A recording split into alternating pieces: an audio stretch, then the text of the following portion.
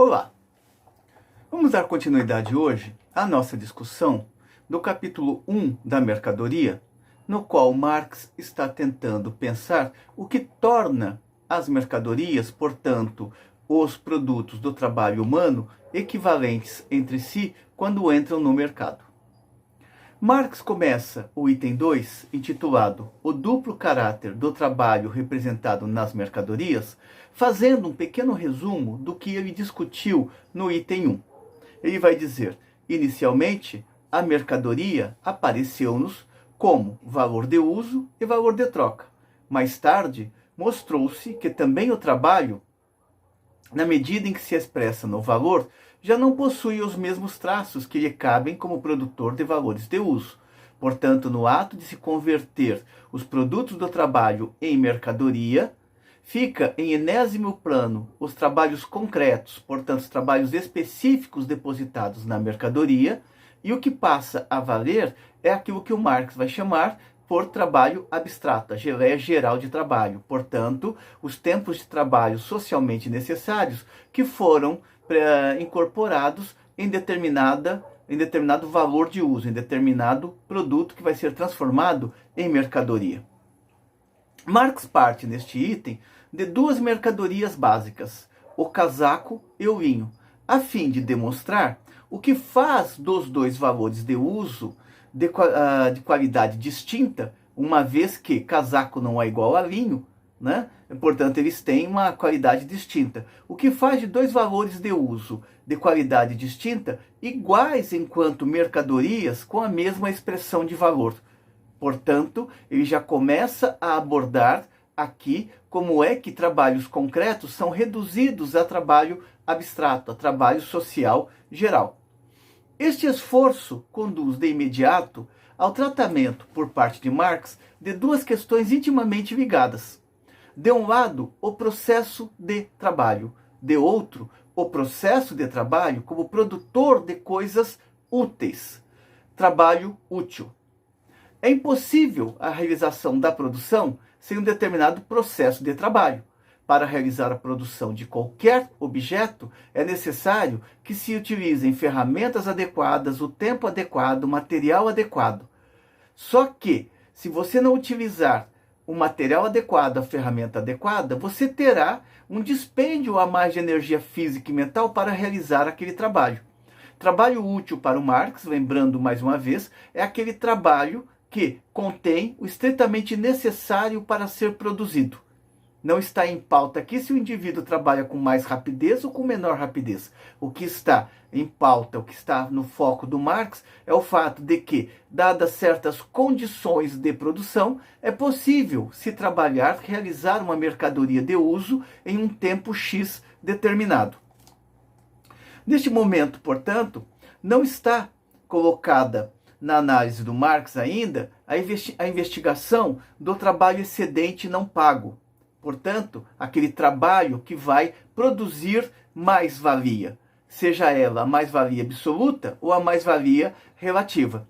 A essa tarefa de investigar o trabalho excedente, investigar a mais-valia, o Marx vai se dedicar nos capítulos posteriores do Capital, assim como no conjunto da sua obra.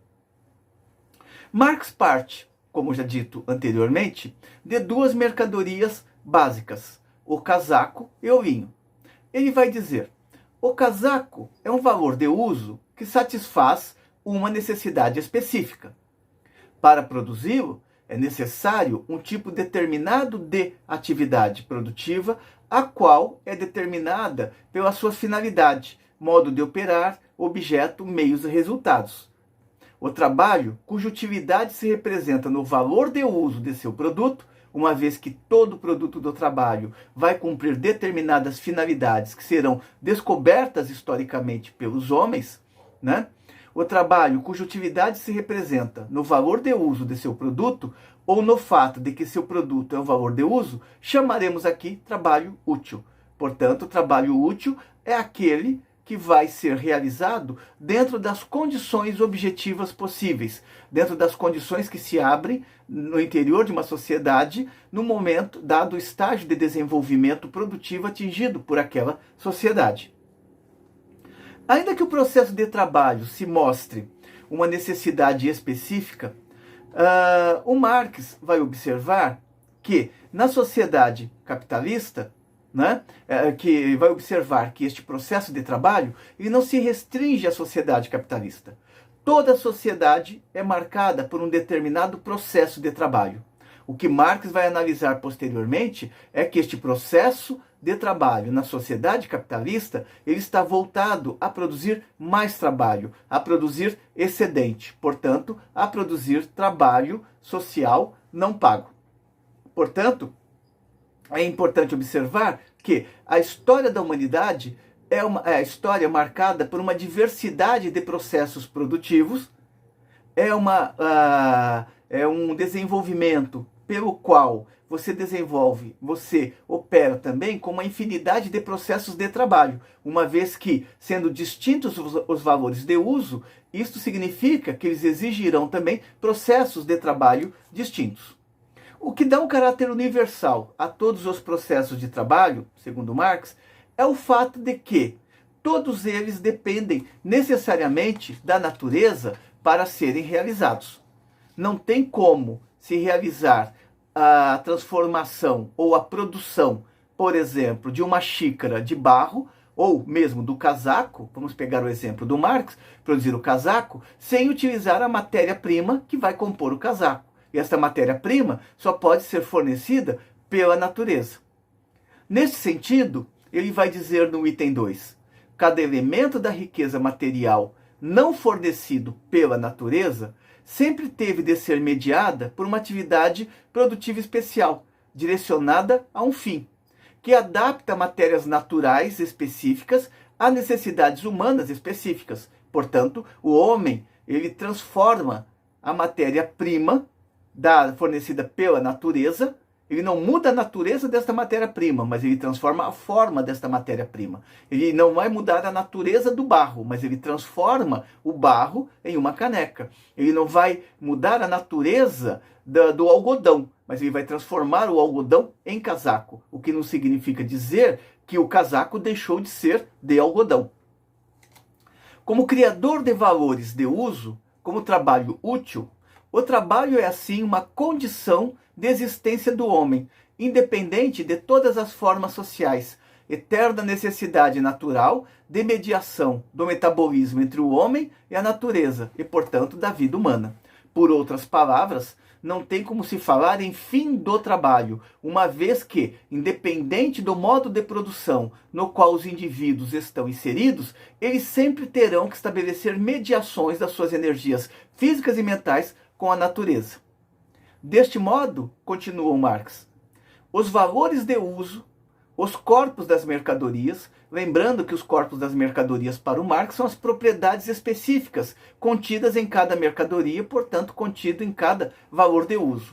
Os valores de uso, os corpos das mercadorias, são nexos de dois elementos, matéria natural e trabalho, ou seja, são o resultado da unificação de dois elementos. Primeiro, as matérias-primas fornecidas pela natureza. Segundo, o trabalho, o dispêndio de energia física e mental, que vai transformar estas matérias-primas, dando a elas uma forma útil para os homens.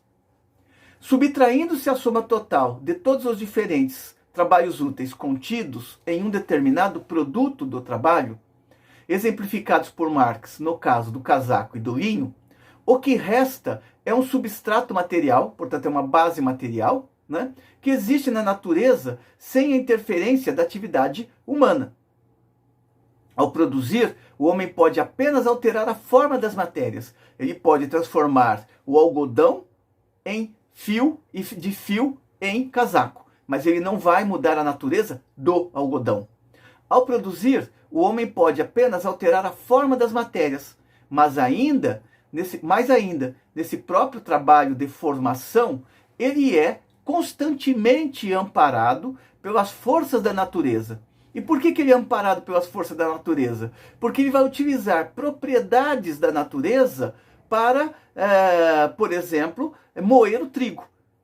Você tem o trigo em grão, ele vai construir um moinho ao lado de uma queda d'água, de tal modo que, ao girar o moinho, vai triturar o trigo. Ou então, ele pode construir um moinho a vento e, ao girar as pás do moinho, este moinho vai também triturar aquela matéria-prima, vai triturar o trigo. Então o homem não se apropria apenas da natureza, ele também vai utilizar as forças da natureza para modificar a forma das matérias-primas sobre a qual ele vai operacionalizar o seu trabalho.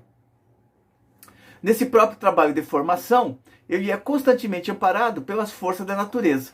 Portanto, o trabalho não é a única fonte dos valores de uso que ele produz, a única fonte da riqueza material. O trabalho é o pai da riqueza material, como diz William Pett, e a terra é a mãe. Esta referência do Marx a William Pett é em razão de que o Marx, assim como o Engels, consideram que William Pett é o verdadeiro fundador da economia política moderna. Nesta passagem, Marx está fazendo, na verdade, uma homenagem a Pett, pelo fato de que o Pett, ele encaminhou a sua reflexão para compreender a questão do valor trabalho. Uma passagem do Engels no Anti-Düring, que podemos resgatar aqui, diz o seguinte, por exemplo, Anti-Düring escrito pelo Engels, é bom lembrar isso, né? O Engels diz no Anti-Düring: Pett traça uma análise perfeitamente clara e exata da magnitude do valor das mercadorias.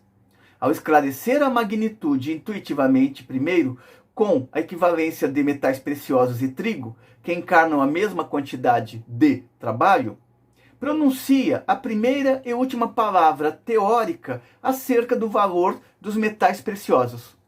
Porém, proclama, ao mesmo tempo, com a mesma precisão e alcance geral, que os valores das mercadorias se medem por trabalho igual, portanto, por trabalho abstrato. Então, esta referência que o Marx está fazendo aqui ao Pett é para resgatar a importância deste pensador para o desenvolvimento da teoria do valor. O Marx sempre vai dizer que teóricos antes dele tiveram a intuição do valor, mas não chegaram a aprofundar esta reflexão a respeito do valor. No item 3 do capítulo 1, ele vai falar inclusive de Aristóteles, que se debruçou sobre a questão dos equivalentes, mas por viver em uma sociedade onde a escravidão era o motor da sociedade, não chegou a problematizar adequadamente a questão do equivalente e mesmo virou as costas para a questão do equivalente, considerando que era um absurdo que coisas diferentes pudessem ter o mesmo valor.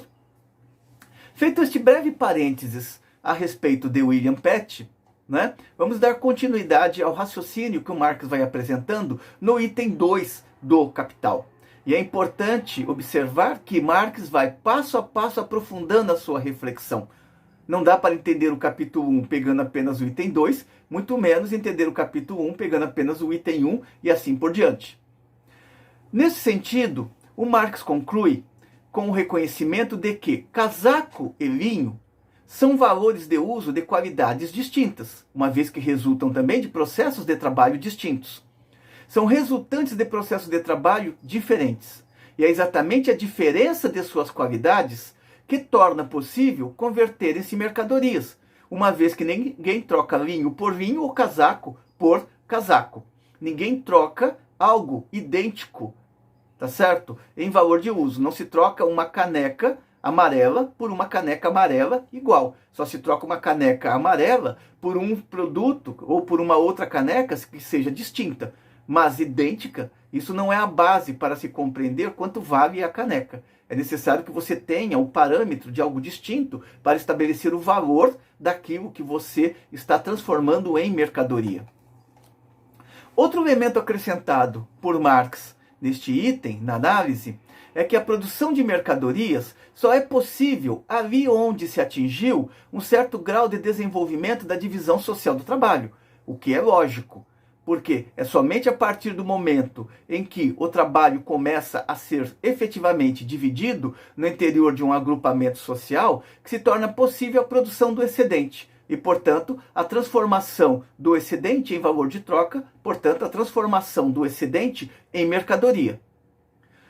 Tal divisão, vai dizer o Marx, Tal divisão, portanto, tal divisão social do trabalho é condição de existência da produção de mercadorias, embora esta última não seja a condição de existência da divisão social do trabalho. Com isto, Marx quer dizer o seguinte: você pode ter a divisão social do trabalho sem que os produtos do trabalho sejam convertidos em mercadoria.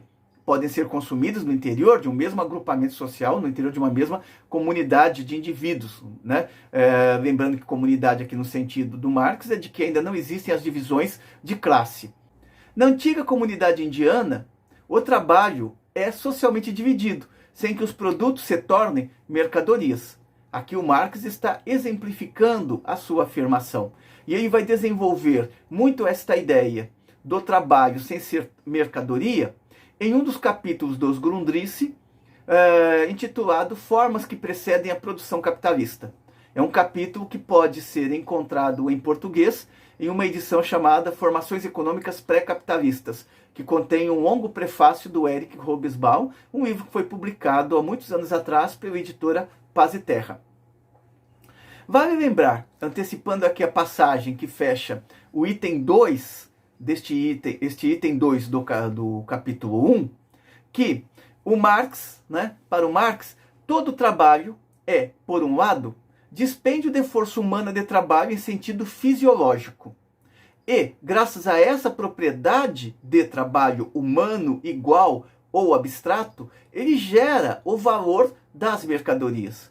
Por outro lado, todo trabalho é dispêndio de força humana de trabalho numa forma específica, determinada à realização de um fim. E nessa qualidade de trabalho concreto e útil, ele produz valores de uso. Notem como Marx vai progressivamente articulando todas as categorias que ele apresenta. Trabalho, trabalho útil, valor, valor de troca, valor de uso, porque o Marx sempre está trabalhando no plano da totalidade. Não se compreende a produção para o Marx se você simplesmente separar os momentos enquanto momentos estanques. Você tem que articular cada momento, mostrando que eles formam um complexo, que eles formam uma totalidade. Assim, apesar de constituírem atividades produtivas qualitativamente distintas, os valores de uso são, antes de tudo, dispêndio produtivo de cérebro, músculos, nervos, mãos, etc. Humanos, e neste sentido, são trabalho humano, formas diferentes de despender força humana de trabalho. Na medida em que as mercadorias não podem existir por vontade própria, isso significa, segundo Marx, que o valor da mercadoria representa unicamente trabalho humano, dispêndio de trabalho humano. Portanto, se quisermos compreender o que é a mercadoria, temos que compreender a forma, a substância de valor, portanto, a substância que forma o valor, que é o trabalho. Isso não quer dizer que Marx esteja menosprezando o valor de uso e o valor de troca. Mas o mais importante para ele é desvendar, no interior da análise, como essas duas categorias, valor de uso e valor de troca, são mediações fundamentais para a apreensão do valor das mercadorias. Embora alfaiataria e tecelagem envolvam processos de trabalho pelos quais se produz coisas diferentes. Os trabalhos, eles são qualitativamente distintos, mas para efeito da sua conversão em mercadoria, eles têm que ser igualados por uma medida. E esta medida é o tempo de trabalho socialmente necessário para produzi-los. É, portanto, enquanto produto do trabalho, que as mercadorias se apresentam para a troca.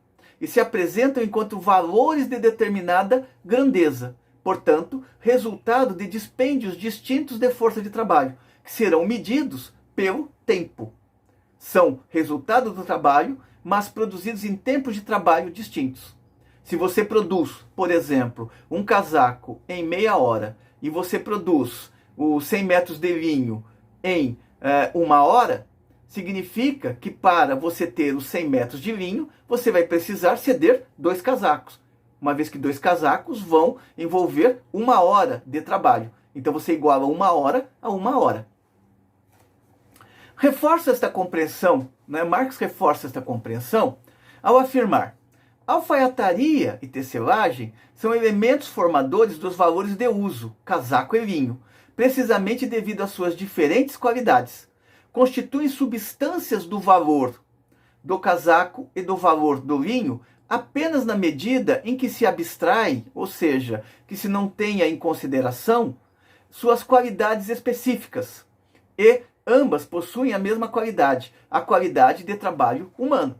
Ou seja, no ato da troca, não está em pauta para que serve o casaco, para que serve o linho. O que está em pauta é apenas o quantum de trabalho socialmente necessário que foi materializado no casaco e o quantum de trabalho socialmente necessário que foi materializado no linho.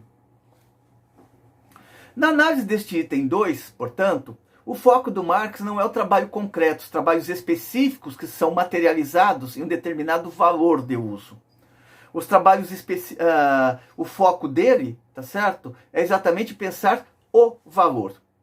E, para isso, se faz necessário reconhecer que as mercadorias se tornam equivalentes na medida em que são reduzidas, no ato da troca, à geleia geral de trabalho, a tempo de trabalho social médio.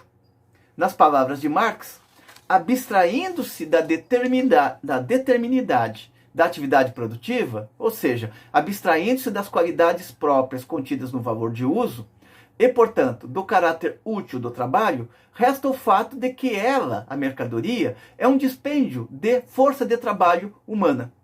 Então não está em pauta as propriedades da caneca, não está em pauta as propriedades do casaco ou as propriedades do linho.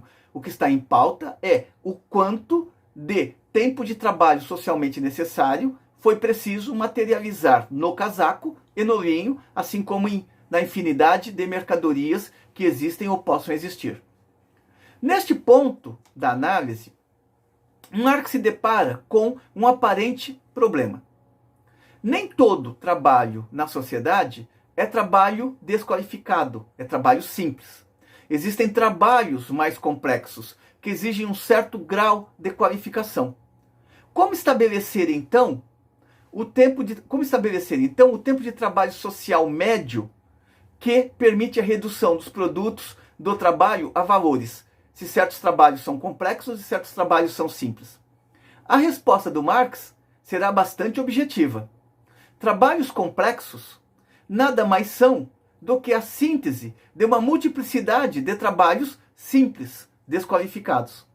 Assim, diz Marx, é forçoso reconhecer que o trabalho humano é apenas dispêndio, que o trabalho humano nada mais é do que dispêndio da força de trabalho simples, que, em média, toda pessoa comum, sem qualquer desenvolvimento especial, possui em seu organismo corpóreo.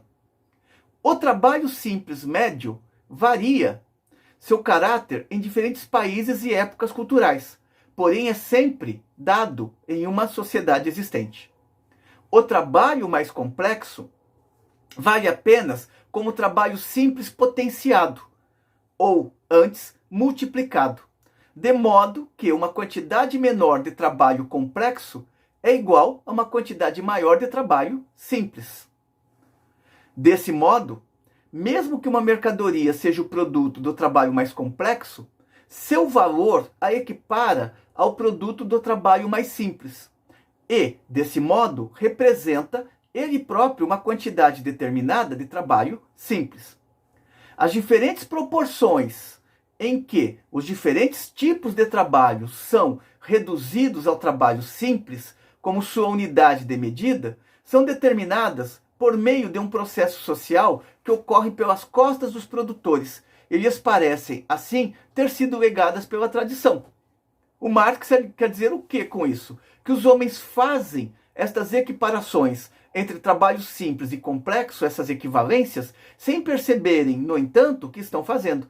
Mas para realizarem as trocas, eles precisam fazer estas equivalências. Eles não, por exemplo, o trabalho de um artesão, ele vai equivaler a um trabalho simples realizado por vários funcionários que vão resultar no mesmo tempo útil, no mesmo produto. Simplesmente é isso que ele está dizendo, que você não vai fazer uma medida de valor para trabalho complexo e que você não vai fazer uma medida de valor para trabalho simples. Você vai reduzir todo trabalho simples, todo trabalho complexo, a um conjunto, a uma quantidade correspondente de trabalhos simples. Ou considerar que um conjunto de trabalhos simples equivale a um certo tempo de trabalho complexo. Distintos são os ângulos sob o qual se manifestam os produtos do trabalho quando se observa enquanto valores de uso ou enquanto valores, mercadorias. Nesse sentido, vai observar o Marx, né, que se em relação ao valor de uso o trabalho contido na mercadoria vale apenas qualitativamente, em relação à grandeza de valor, portanto, ao tempo de trabalho socialmente incorporado, em relação à grandeza de valor, ele vale apenas quantitativamente, depois de ter sido reduzido a trabalho humano sem qualquer outra qualidade. Lá, no primeiro momento, trata-se de como e do que do trabalho. Aqui, trata-se do seu quanto, de sua duração. Ok? No caso da troca de mercadorias, o que importa é quanto de trabalho está materializado, que vai possibilitar o estabelecer a equivalência com outros quantos de trabalho que estão materializados em outras mercadorias. Como a grandeza do valor de uma mercadoria expressa apenas a quantidade de trabalho nela contida, as mercadorias devem, assim, ser dadas em proporções distintas. Sempre, mas embora em proporções distintas, sempre valores da mesma grandeza. Você pode trocar 2 casacos por 100 metros de linho. São distintos. No entanto, o que está em pauta é que 2 casacos correspondam ao mesmo tempo de trabalho que foi necessário para produzir 100 metros de linho. Dependendo do estágio atingido pelas forças produtivas, da habilidade atingida pelo trabalhador, das matérias-primas, etc., disponíveis, pode-se produzir mais riqueza social ou menor riqueza social. Lembrando que riqueza social para o Marx é a produção dos valores de uso. Não tem a ver com o dinheiro, o acúmulo de dinheiro. Tem a ver com a quantidade de valores de uso que uma sociedade pode dispor em determinado momento. Quanto maior a quantidade de valores de uso, maior é a riqueza material da sociedade, porque maior é o número de pessoas que poderão consumir aqueles frutos do trabalho. Dependendo do estágio atingido pelas forças produtivas, da habilidade atingida pelo trabalhador, das matérias-primas, etc., disponíveis, pode-se produzir mais riqueza social ou menor riqueza social. Isto é, podem resultar mais ou menos coisas produzidas pelo trabalho. Marx cita como exemplo que, mantendo-se inalterada a força produtiva, portanto, produzindo-se sempre da mesma maneira, de todos os trabalhos úteis requeridos para a produção, a grandeza de valor aumenta com sua própria quantidade.